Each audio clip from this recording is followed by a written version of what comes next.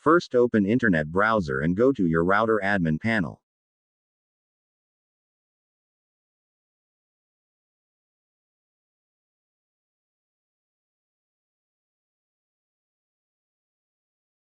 Tap Tree menu. Tap Advanced option. Now here MAC address filter section, check whitelist option.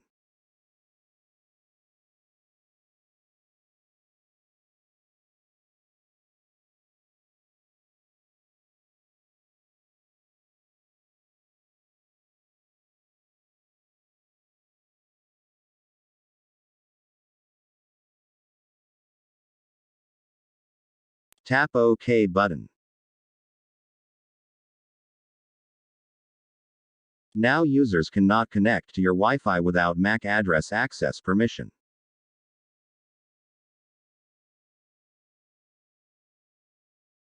If you want to add new device, enter new device MAC address, then tap plus button, then tap OK button.